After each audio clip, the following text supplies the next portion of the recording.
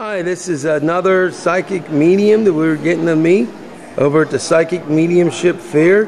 Can you tell us your name and also what made you decide to be a psychic, or did you even have a decision in it?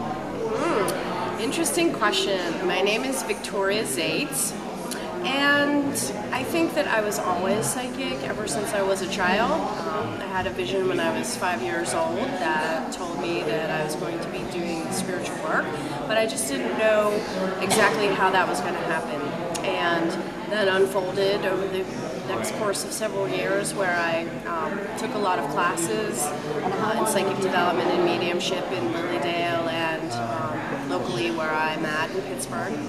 And I just developed my gift. I think everyone has this gift to some extent, but it is a choice to definitely develop it and to work on it and educate yourself more about it. Now, when you were growing up, I've seen a show that was on, I don't know if it's still on, it was called Psychic Kids. Yes, I love Psychic Kids. Now, actually, I also work with Psychic Kids, which is a little bit of a rare thing in the Pittsburgh area. I mean, there are a few Psychic Kids, but as far as I know, I'm the only psychic who actually works with them and helping them to develop. Well, so that's one of the things that I really enjoy the most. You enjoy that? Yes, because they're very gifted. The new kids and the new generation that's being born now are very gifted. They've really blown me away with their abilities at a very young age. Now let me ask you something. Are there times when being a psychic, how do I put it, it becomes bothersome at some point, where sometimes maybe you feel that it can be a curse at any point, or it upsets you, or is it always essentially a great thing, being that you know how to do what you do? I mean, what are the issues that a psychic may have, if any? Well, I think that in general, when psychics have good intentions to do work to help people, I feel that we're generally pretty well protected from a lot of things. So good intentions help with that. But I have had, random spirits come visit me in the middle of the night, and I actually thought one of them had broken into my home because he was so real. I thought someone was actually there. Wow. So, there are times that happens, and you just kind of tell them to go away. And it normally takes care of your problem.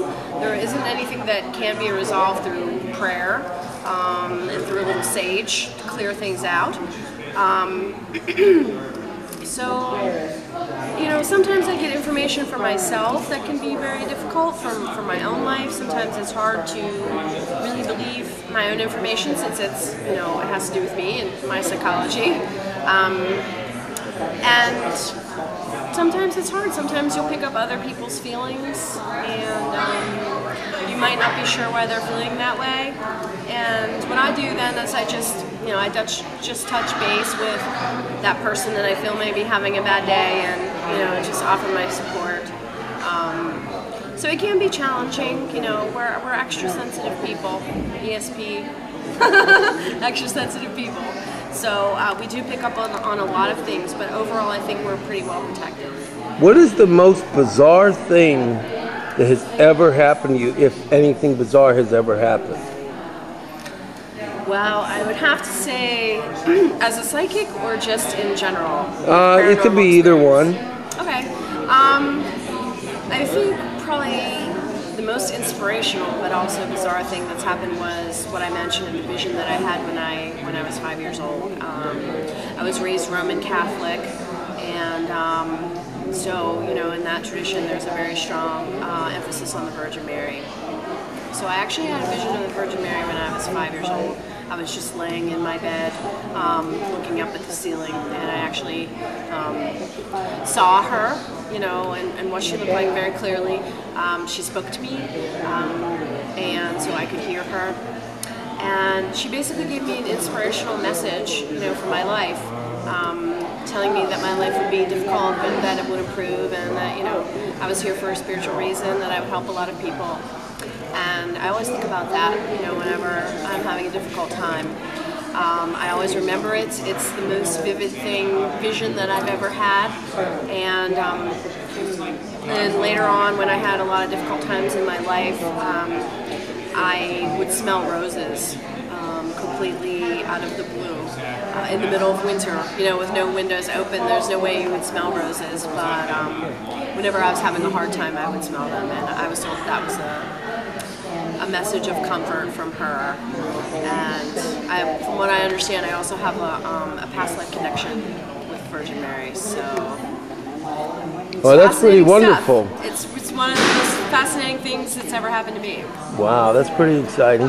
Now, one quick question, and it's kind of an odd one.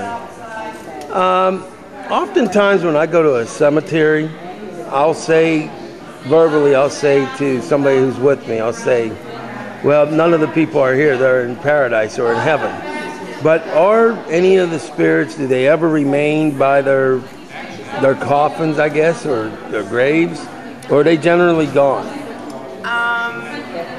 It depends really on what type of spirit you're talking about. If there is a spirit who has decided to remain here, what I would call an earthbound spirit, for whatever reason, unfinished business, or they just don't want to leave, I believe that they can decide to stay here. So that could be a place where they could remain attached. Also, it's likely they remain attached to somewhere where they actually died. However, if they're not an earthbound spirit and they've passed on to the light, then it's not likely that they would be hanging out in cemeteries because, you know, that's just their bodies. The rest of them are passed on. So it depends on what kind of spirit we're talking about. All right, well, thank you for the interview.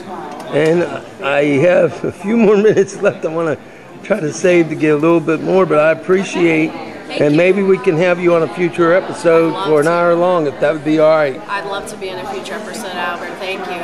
All right, and can you, for the audience, give us your full name and also if you have a website? Okay, I'm still working on my website. My full name is Victoria Zaitz, Z-A-I-T-Z.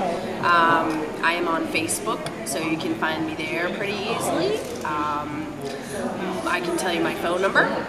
Well, unfortunately, we're not allowed to give out phone numbers, but you are on Facebook. Email, we're allowed. Okay, so my email is my full name, which is Victoria Zaitz, Z-A-I-T-Z, at fastmail.fm.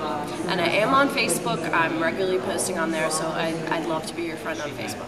All right, thank you, and good evening.